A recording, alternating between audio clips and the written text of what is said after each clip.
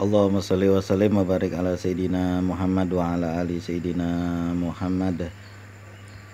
Assalamualaikum warahmatullahi wabarakatuh. Tahun 1993, 1994, saya punya orang tua pengen beli tanah yang di samping rumahnya. Karena tanah itu strategis buat apa? Buat bikin kontrakan. Sebenarnya tanah itu bukan punya orang lain, tapi masih punya nyai yang udah dikasih sama anak-anaknya. Jadi bapak cucu. Apalagi saya, apa kira-kira kalau saya? Kalau saya kumpi manggilnya. Kalau orang Betawi kan begitu. Kalau nenek dipanggil nyai, biasanya itu Betawi Cina. Kalau saya kan Betawi Cina, bukan Betawi Arab atau Betawi Portugis atau Betawi yang lain. Betawi Cina. Tampangnya aja kayak engkoh. Nah, ini saya nih. Jadi bapak saya juga tampang engkoh, makanya saya ngikutin anaknya ini engkoh juga. Sering dipanggil engkoh waktu itu. Itu muda-muda, sekarang mah udah enggak, udah jarang, kurang dikit.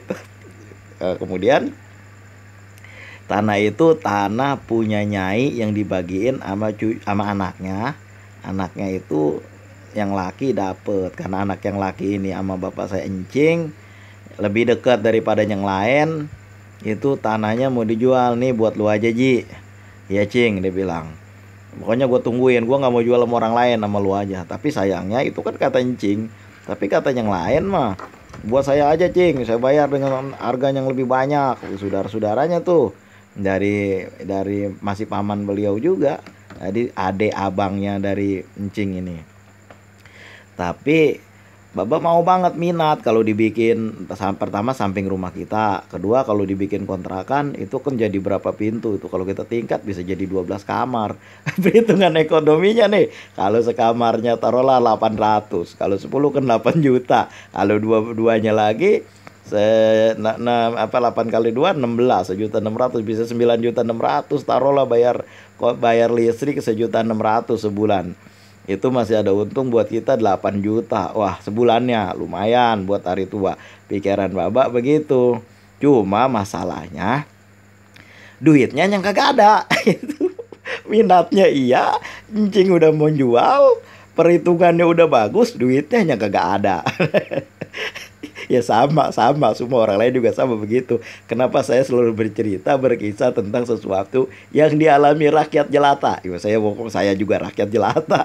Kalau orang masing-masing suku di Indonesia pada punya raja.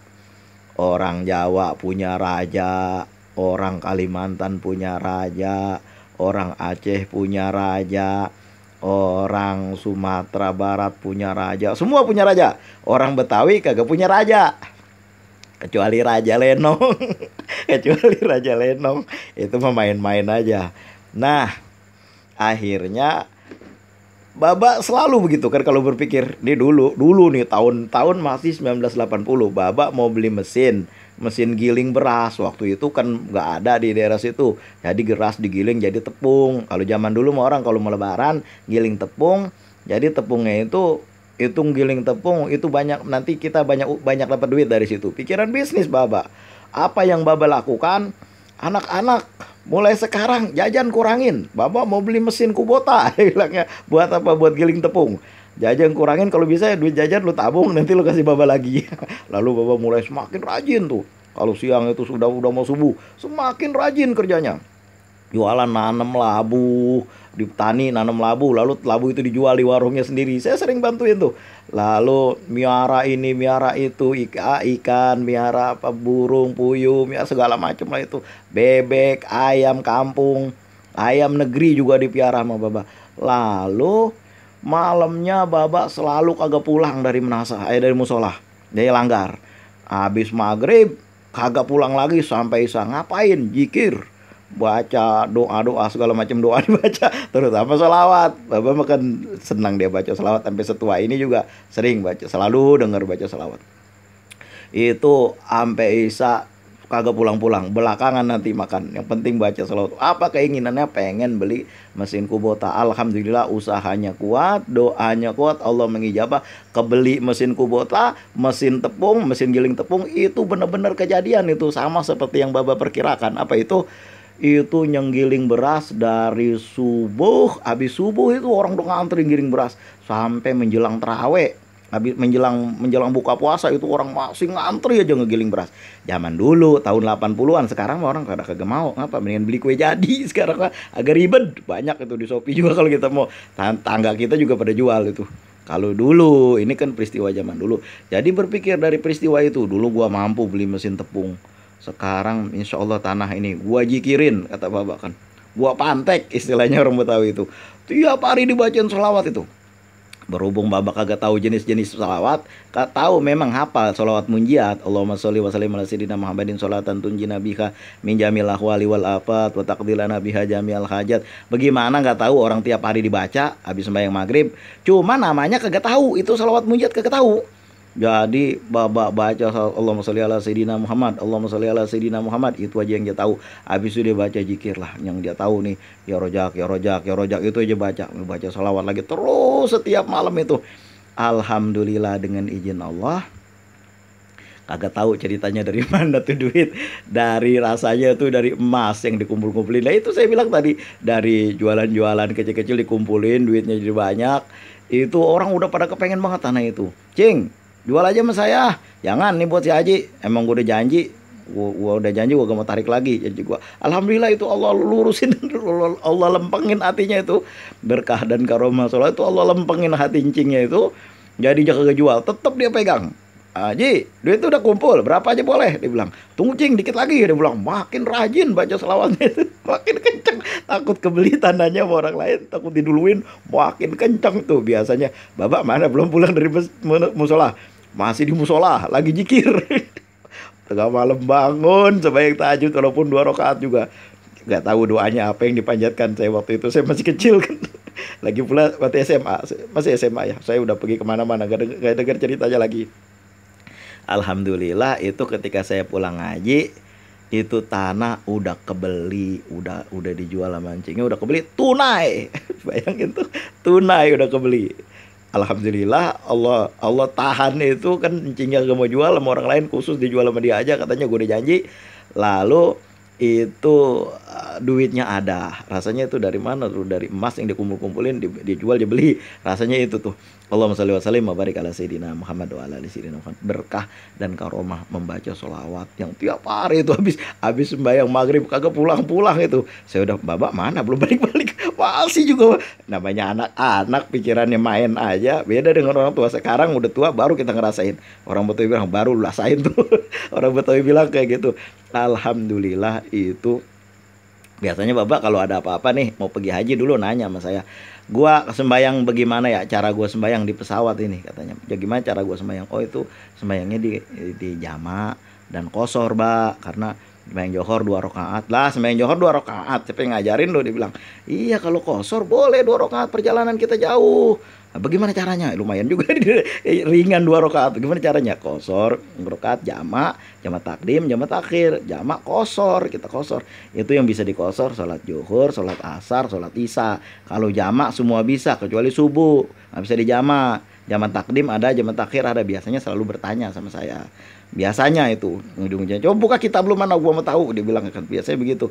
Itu alhamdulillah waktu beli tanah itu saya kagak ada di rumah, saya masih ngaji, belum pulang-pulang. Begitu saya balik, tentunya tanahnya udah kebeli. Itu setiap malam dijikirin baba. Berdasarkan cerita baba itu, gua jikirin tiap malam. Gua bacain sholawat, apaan aja gua baca dah. Minta sama Allah biar jadi milik gua, biar cepet nyampe nih. Gua bujukin, malu Ji, jual aja tuh emas lah, biar kita punya kontrakan nih yang agak banyakan dikit. Kontrakan udah ada, menambah lagi. Itulah manusia. Alhamdulillah itu berhasil kebeli dengan membaca sholawat setiap malam itu. Pernah kagak berkahnya. Kadang-kadang saya pun kalau ngelihat cara baba itu mencari duit, ngumpulin duit itu kan, sampai kebeli kontrak, punya kontrakan banyak, punya warung, toko-toko banyak, itu punya, sampai pergi haji berkali-kali. Kadang-kadang saya malu sedikit tuh, malu juga tuh. Bekah amat baba usahanya. Allahumma sholli wa sallim wa barik ala sayyidina Muhammad wa ala ali sayyidina Muhammad. Yang penting kita membaca sholawat dan kita berusaha. Kan itu lihat tuh, kencang banget babak. Weh anak-anak di pesantren jangan pada banyak jajan. Dia bilang kan, baba mau beli tanah, lu gua kasih duit segini aja nih. Tiap pagi itu baba asal udah sebelum subuh udah bersiap-siap dia berangkat kemana tuh, ke musola sekalian ke pasar, nanti sembayangnya di musola. Sembahyangnya di musola, nggak sembahyang rumah lagi. Itu ya pada terlama berbulan-bulan itu. Bukan 7 hari, bukan 3 hari, apalagi semalam, berbulan-bulan Bapak kerjain dengan penuh keyakinan selawat kepada Rasulullah dan mohon. Lalu saya bilang, Mbak, minta sama Allah bukan sama Rasulullah. Selawat itu dibaca supaya doa kita naik ke hariban Allah. Iya begitu, gue juga sama, mintanya sama Allah. Sama siapa lagi gue minta selain sama Allah? Yang udah juga begitu, gue banyak banget dapat itu, kan Allah yang kasih itu. Dari mana tuh? Baca selawatnya, Mbak. Selawat buat apa kita baca ya, Tong? Selawat itu mudah-mudahan kita dekat pada Rasulullah, doa kita naik ke hariban Allah. Bapak baca sholat munjiat tiap hari juga gak tahu itu namanya. Iya ya, dia bilangnya. Nah itu alhamdulillah bisa kebeli tanah dengan berkah dan karomah membaca salawat. Itu Allahumma sholli wa sallim wa barik ala sayyidina Muhammad wa ala ali sayyidina Muhammad. Mudah-mudahan kisah kalam yang ringan ini bisa menghantarkan kita untuk selalu berselawat kepada Rasulullah SAW. Biasanya begini, orang baca selawat itu, kita baca nih selawat nih, biasanya kita malas banget nih mau beribadah nih, sembahyang terlambat, ngaji agak pernah, jangan kata baca berjanji. Misalnya orang Betawi mah kagak dah, kecuali diundang cang ngaji atau Pak RT buat ada selamatan, buat ada potong rambut 7 bulan, biasanya baru dapat tuh baca berjanji tuh. Ini mah kagak. Tapi kalau kita membaca sholawat tiap hari itu nanti udah kita baca nih sholawat nih, jangan yang berat-berat lah, kita baca yang ringan-ringan. Kata sholawat munjiat mah panjang dah, sholawat nariyah mah panjang dah, baca sholawat yang ringan aja, shollallahu ala Muhammad. Itu kita baca 50.000 kali, 20.000 kali, 30.000 kali, itu katakanlah kita baca sampai sebulan lebih. Itu nanti tuh dalam diri kita akan ada berkata begini, gua baca sholawat aja, kenapa sunnah Nabi gak gua kerjain? Mulain dah berwudu pada jam 8 pagi. Ngapain tuh berhenti lu kerja? Gua mau sembahyang duha. Malu sama Rasulullah. Masa sih gua baca sholawat doang? Kenapa sunnah Rasulullah gak gua kerjain? Kagak enak.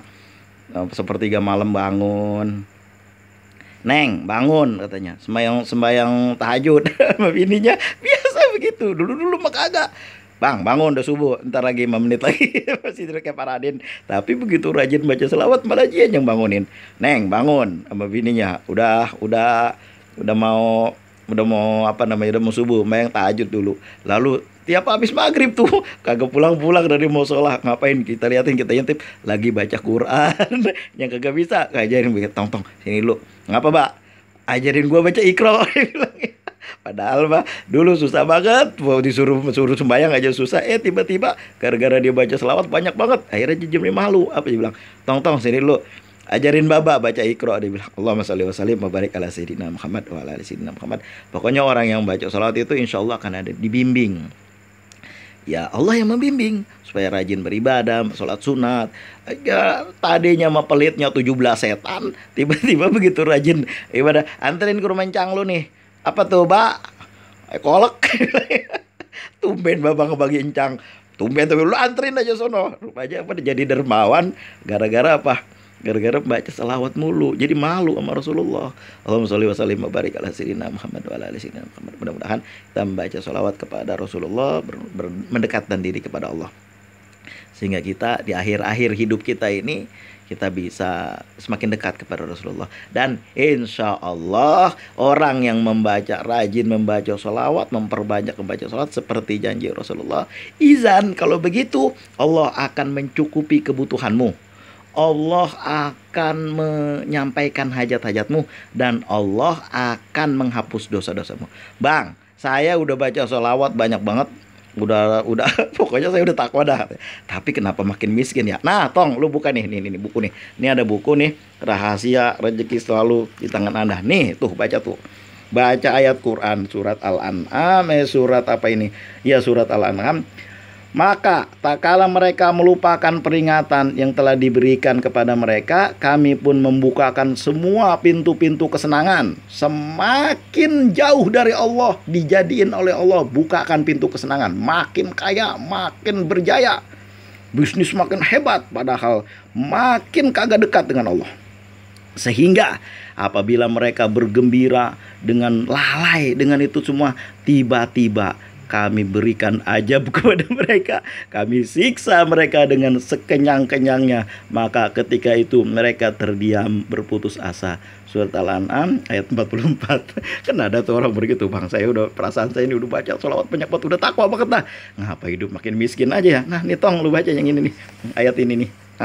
Kalau kagak ada, kalau repot bacanya, kadang-kadang nggak semua rumah ada terjemah Al-Quran. Nah ini baca nih, semakin hal adulukum hal,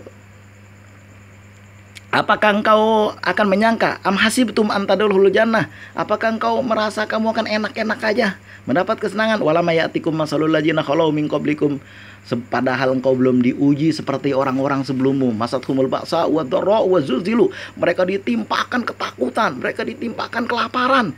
Semakin takwa semakin susah, semakin kagak takwa semakin senang.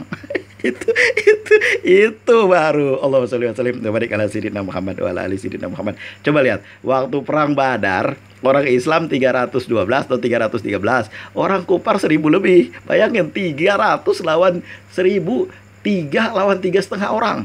Udara panas, senjata seadanya, bahkan sebagian pasukan jalan kaki, dan dalam keadaan lapar, bulan puasa, panas. Itu perang Badar. Musuhnya banyak, beda dengan kita sekarang bulan puasa, tidur di bawah AC sambil membaca selawat seadanya dan berharap ATM keisi sendiri. Ya pikir aja lah kalau kayak gitu mah. Masatkumul ba'sa wa durdiru, masatkumul ba'sa wa dharra wa zulzilu hatta yaqula rasul walladzina amanu mata nasrullah, kapan pertolongan Allah ini? Ala inna nasrullahi qarib. Allahumma Rabbana atina fid dunya hasanah wa fil akhirati hasanah wa qina adzabannar. Allahumma ya muyassir wa idza biraqul kasir wa idza bilaqri farid yassir alaika asir qul asir. Hazatuna ya Allah ilaika kasir, hazatuna ilaika ya Allah kasir, ajatuna ilaika ya Allah, ajatuna ya Allah ilaika kasir wa anta alimun biha wa basir. Terima kasih atas segala perhatian, mohon maaf atas segala kekurangan. Assalamualaikum warahmatullahi wabarakatuh.